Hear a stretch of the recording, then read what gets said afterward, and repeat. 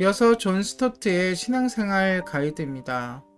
우리가 존 스토트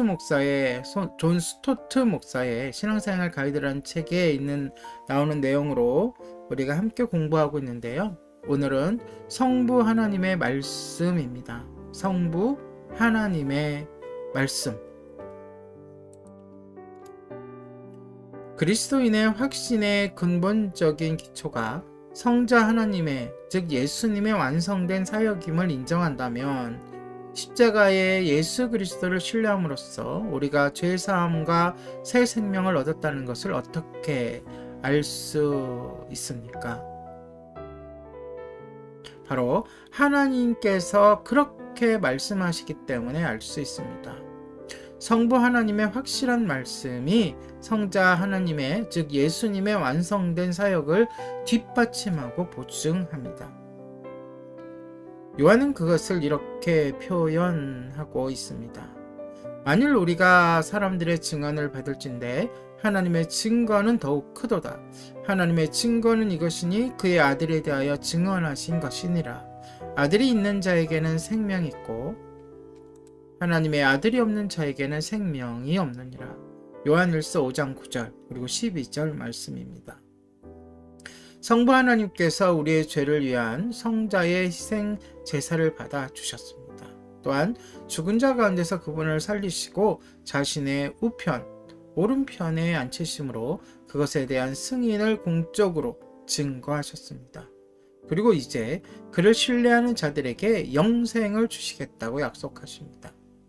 이러한 하나님의 말씀을 믿는 것은 결코 뻔뻔스러운 일이 아닙니다.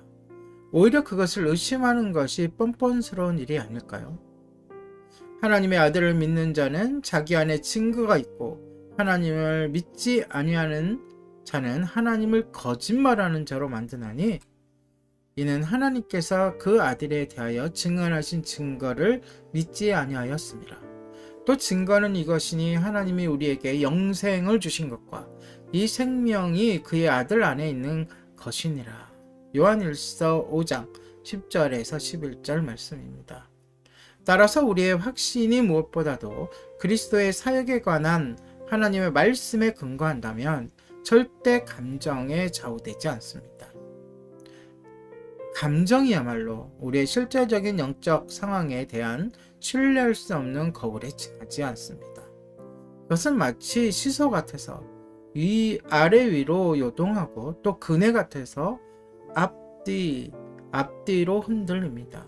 이런 감정들은 기압계처럼 올라갔다가 떨어졌다 하며 바다의 밀물과 썰물처럼 들어갔다가 나갔다가 합니다. 우리는 심신의 상호작용에 영향을 받습니다. 또한 우리의 감정은 은행거래 상태, 휴일에 먹고, 까다로움,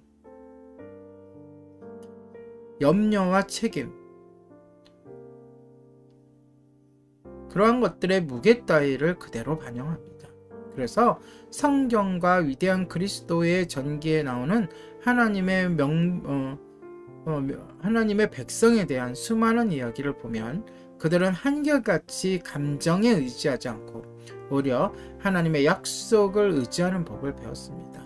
한마디로 우리의 감정은 요동하지만 오직 주의 말씀은 세세토록 있도다. 베드로전서 1장 25절 말씀입니다. 성부 하나님의 확실한 말씀이 성자 예수님의 완성된 사역을 뒷받침하고 보증한다는 것을 잊지 마시기 바랍니다. 오늘의 신앙생활 가이드였습니다.